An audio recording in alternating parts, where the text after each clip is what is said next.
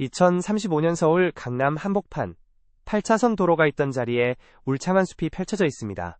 아이들이 맨발로 잔디를 뛰어다니고 노부부가 나무 그늘 아래 벤치에 앉아 있습니다. 불과 10년 전까지 매연과 경적 소리로 가득했던 바로 그 자리입니다. 그런데 이 평화로운 풍경 뒤에 소름 끼치는 진실이 숨어 있습니다. 이 숲 바로 옆 아파트 지하에서는 사람이 먹을 채소가 LED 빛 아래 자라고 있고 그 옆 칸에서는 AI의 두뇌가 쉴 새 없이 돌아가고 있습니다. 더 무서운 건 따로 있습니다.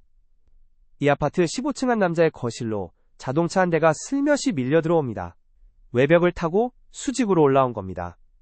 그 차는 이제 이 남자의 세 번째 방이 됩니다. 한편 도시 외곽. 거대한 버스만 한 캠핑카가 고속도로를 달리고 있습니다. 안에는 가족 4명이 살고 있습니다. 이들에게 집이란 개념은 없습니다.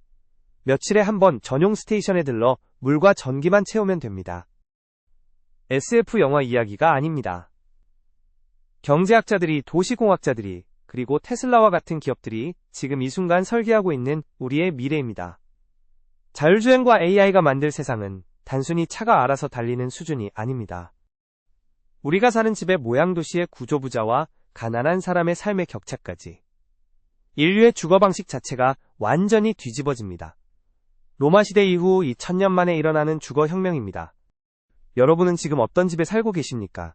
혹시 매달 주차비를 내고 계시진 않습니까? 그 주차장이 사라진다면 여러분의 아파트 가격은 어떻게 될까요? 이 영상 끝까지 보시면 다가올 부동산 지형 변화의 핵심 구조를 정확히 알려드리겠습니다. 중간에 끄시면 가장 중요한 양극화 이야기를 놓치게 됩니다. 이 주제가 궁금하셨던 분들 지금 구독과 좋아요 한 번만 눌러주시면 이런 미래 경제 콘텐츠를 계속 받아보실 수 있습니다. 자, 이제 본격적으로 들어갑니다. 먼저 도로 이야기부터 하겠습니다.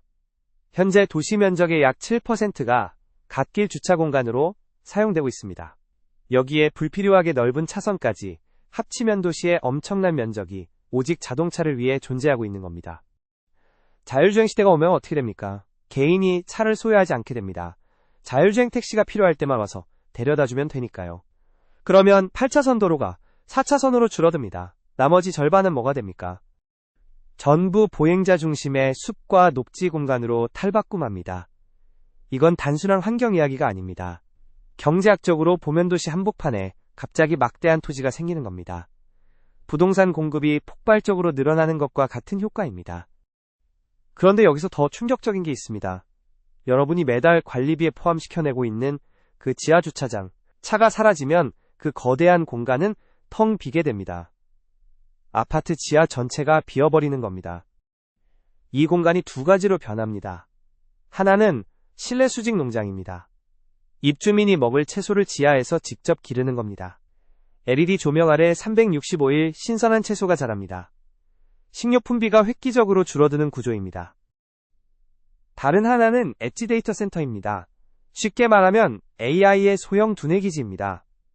AI가 실시간으로 판단을 내리려면 먼 곳에 거대한 서버까지 데이터를 보내고 받을 시간이 없습니다. 도심 곳곳에 이런 소규모 데이터 센터가 꼭 필요합니다. 바로 그 역할을 지하 주차장이 맡게 됩니다. 자, 이제 가장 흥미로운 이야기입니다. 자율주행차 안에서 여러분은 뭘 하게 됩니까? 운전할 필요가 없으니 마주보고 앉아서 쉬게 됩니다. 차가 곧 움직이는 방이 되는 겁니다. 여기까지는 많이 들어보셨을 겁니다. 그런데 여기서 한 단계 더 나아갑니다. 미래의 아파트에서는 이 자율주행차가 건물 외벽을 수직으로 올라옵니다. 그리고 여러분의 거실에 직접 도킹합니다. 차가 집의 일부가 되는 겁니다. 움직이는 세 번째 방으로 공간이 확장됩니다. 경제학적으로 이게 무슨 의미인지 아십니까? 주거 면적이 유동적으로 변한다는 뜻입니다. 필요할 때 방이 하나 더 생기고 나갈 때는 줄어듭니다. 고정된 평수에 갇혀있던 부동산의 개념 자체가 흔들리는 겁니다. 더 극단적인 형태도 있습니다. 아예 집을 갖지 않는 사람들이 나타납니다. 거대한 자율주행 버스나 캠핑카에 살면서 도시와 도시를 떠도는 새로운 유목민, 디지털 노마드의 완성형입니다. 이들은 며칠에 한 번 전용 스테이션에 도킹해서 물과 전기를 충전합니다. 특정 지역에 얽매이지 않으니 부동산에 묶이는 자본이 제로입니다. 이건 주거비 부담에서 완전히 해방되는 새로운 경제 모델입니다. 그런데 이 모든 변화를 가능하게 하는 전제 조건이 하나 있습니다. 바로 건축 방식의 혁명입니다. 일론 머스크의 조립식 주택을 떠올려 보십시오. 집이 공장에서 모듈로 대량 생산됩니다. 현장에서는 로봇이 오차 없이 조립만 합니다. 이른바 건식공법입니다. 쉽게 말하면 레고 블록처럼 집을 짓는 겁니다. 이게 왜 중요하냐면요. 첫째, 건축 단가가 대폭 하락합니다. 공장에서 찍어내니까 규모의 경제가 작동합니다. 둘째, 안전 문제가 해결됩니다. 기억하십니까? 철근이 빠진 순살 아파트 뉴스. 공장에서 정밀하게 제작하고 로봇이 조립하면 사람의 실수나 비용 절감을 위한 부실 시공이 구조적으로 불가능해집니다. 여기서 진짜 문제가 등장합니다. 이 모든 기술 혁명이 모두에게 평등한 혜택을 줄까요? 아닙니다. 경제학의 역사가 증명하듯 기술 혁명은 늘 양극화를 심화시켜 왔습니다. 주거 영역에서도 똑같은 일이 벌어집니다. 먼저 대다수 서민의 삶을 보겠습니다. AI가 찍어낸 공장형 모듈러 주택 혹은 캡슐 호텔 수준의 공간에 거주하게 됩니다. 로마 시대를 떠올려 보십시오. 서민들은 인슐라라는 다층 아파트에 빽빽하게 살았습니다. 미래의 서민도 마찬가지입니다. 공간이 극도로 좁아지면서 화장실이나 부엌을 다른 사람과 공유하게 됩니다. 개인 공간이라는 개념이 사치가 되는 겁니다.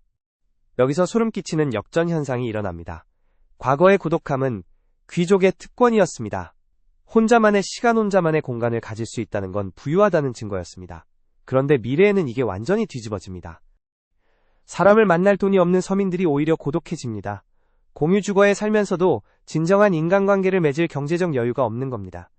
고독이 가난의 상징으로 바뀌는 겁니다. 반대편을 보겠습니다. 부유층은 어떻게 삽니까? 로마 시대 귀족 저택인 도무스를 떠올리시면 됩니다. 집 안에서 모든 것을 해결합니다. 30세대 이하의 소규모, 게이티드 커뮤니티, 보행자도 통과 차량도 완벽히 차단된 공간입니다. 완벽한 프라이버시. 이것이 미래 부유층 주거의 핵심 키워드입니다. 그런데 그들의 사치는 여기서 끝이 아닙니다. 집 안에서 로봇의 동선과 주인의 동선이 완벽히 분리됩니다. 로봇이 청소하고 요리하지만 주인 눈에는 절대 보이지 않는 겁니다. 그리고 가장 값비싼 사치, AI가 절대 모방할 수 없는 것에 돈을 씁니다. 바로 인간 전문가의 스토리텔링입니다. 건축가가 매일 방문해서 이 집의 철학을 설명해 줍니다. 이 벽은 왜 이 각도로 세워졌는지, 창문은 왜 이 방향을 향하는지. 결국 미래 부유층이 가장 큰 돈을 쓰는 곳은 물건이 아닙니다. 풍요로운 인간관계입니다. AI 시대의 가장 비싼 자원은 진짜 사람의 시간과 관심이 됩니다. 이게 바로 미래 경제의 가장 큰 역설입니다. 정리하겠습니다. 자율주행과 AI는 단순히 교통수단을 바꾸는 게 아닙니다. 도시의 구조를 집의 형태를 그리고 부와 가난의 의미 자체를 완전히 재정의합니다. 도로는 숲이 되고, 주차장은 농장과 데이터 센터가 되고, 자동차는 집의 일부가 됩니다. 그리고 그 한가운데에서 인류는 다시 한번 로마 시대처럼 귀족과 서민으로 갈라집니다. 다만 이걸 알고 있는 것과 모르는 것은 완전히 다릅니다. 변화의 방향을 읽는 사람만이 준비할 수 있습니다. 여러분은 이제 그 방향을 알게 되셨습니다. 댓글로 알려주십시오. 여러분이라면 미래의 도킹형 아파트에 살고 싶으십니까? 아니면 자율주행 캠핑카를 타고 유목민처럼 살고 싶으십니까? 여러분의 선택과 그 이유가 궁금합니다. 이 채널에서는 앞으로도 여러분이 미처 생각하지 못한 미래의 변화를 계속 다룰 예정입니다. 놓치지 않으시려면 지금 구독과 좋아요 눌러주십시오. 다음 영상에서 뵙겠습니다.